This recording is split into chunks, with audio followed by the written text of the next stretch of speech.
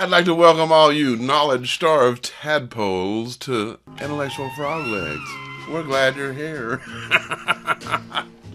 Oh man, I've been kicked off some of the finest websites in the country. No joke. Hell, I was kicked off Sean Hannity's site within 5 minutes of posting my first video. Lifetime ban. No joke. And I had to pay to join. And then they kept billing me.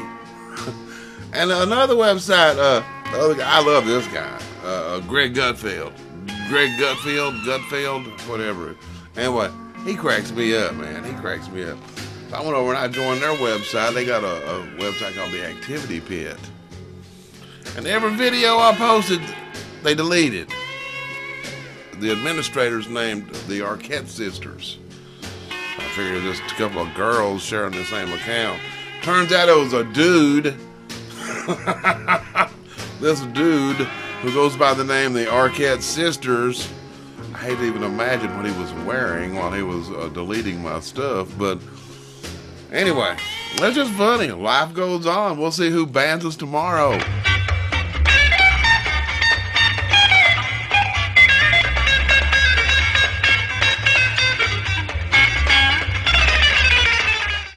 You know, I cannot believe the number of so-called conservatives that continue to be outraged at the media while they stay tuned in.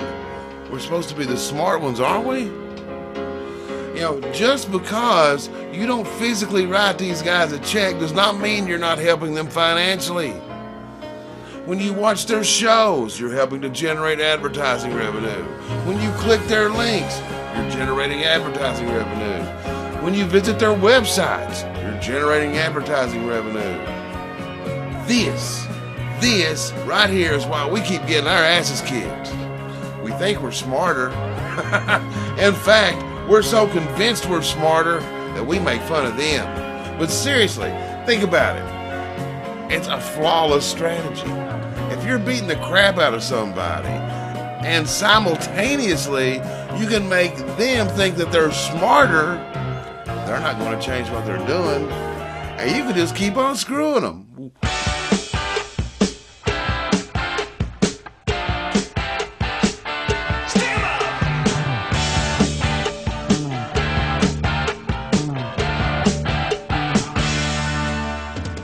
Obama is not the problem. Our criminal media is the problem. Obama is a consequence of the problem.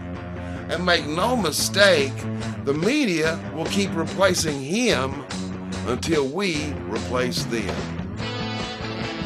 Turn their asses off. Now, this is what happens with communism. It's a great concept. You know, I see such ridiculous nonsense. I want to scream. You know, sign this online petition for responsible journalism. Demand the media tell the truth now. You know what? You can petition and demand until the cows come home. It ain't gonna happen. There's an old saying, you can wish in one hand and crap in the other and see which one fills up the fastest. Okay, they didn't use the word crap. Less conversation, a little more action, please. All this aggravation ain't satisfaction in me. A little more fight, a little less fun. A little less fight, a little more smart. Close your mouth and open up your heart and baby satisfy me. Satisfy me, baby.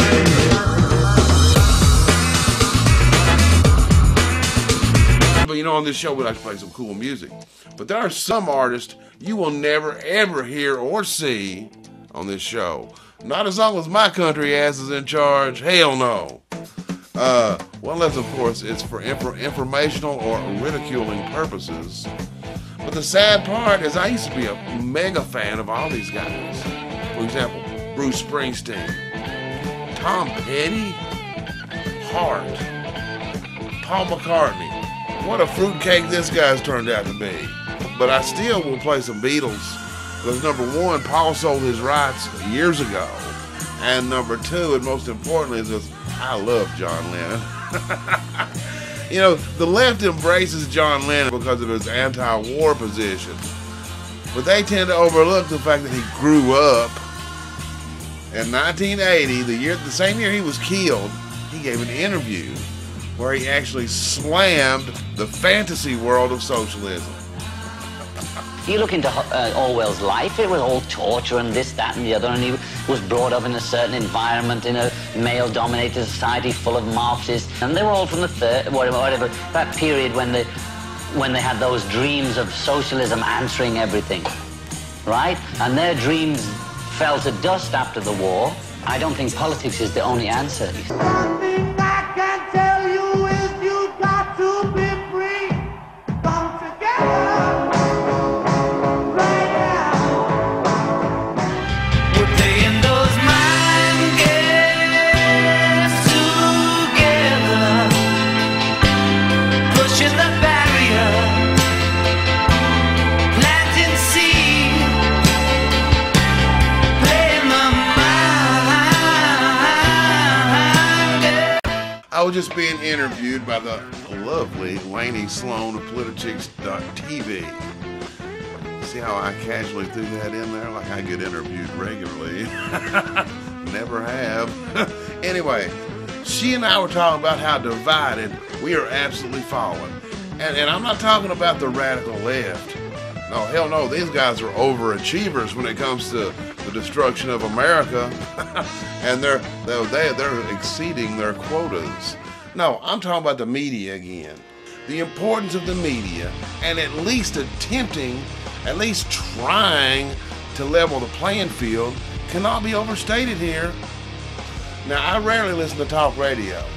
Some guys are better than others. Some I cannot stand, but some I love. But that's not the point. The radio personality that I admire most is Mark Levin, who I understand has a lovely singing voice. Have you ever heard him sing Turalura? Turalura, lura. Anyway, seriously, aside from the fact that Levin is absolutely brilliant, he makes his show available for free online, so you can listen at your convenience. And he's a patriot who understands the importance of getting the message out.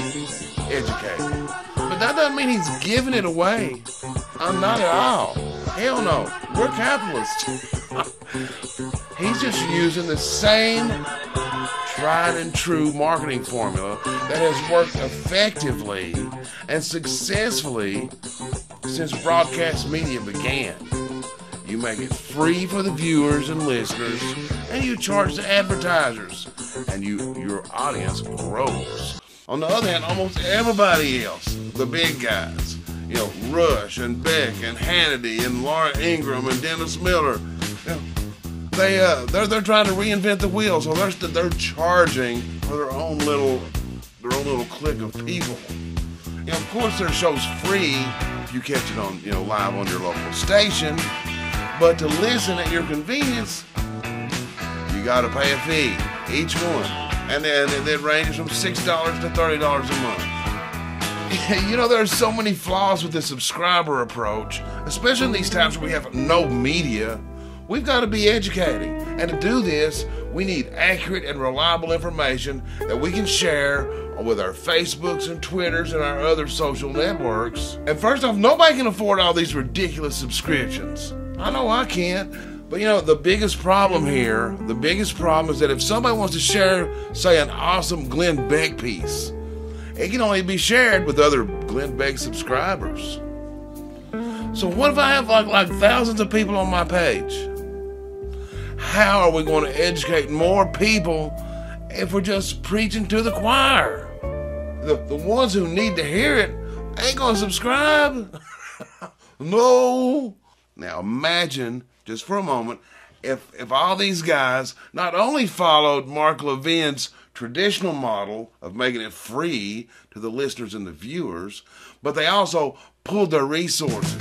These guys could become a major media force. They could take on NBC and CBS or CNN and most liberal networks. With their clout and with their connections, these guys could do their own Oprah network. Except for the lies and the tears. Nothing from nothing. You gotta have something if you wanna be with me. Nothing from nothing leaves nothing. You gotta have something if you wanna be with me.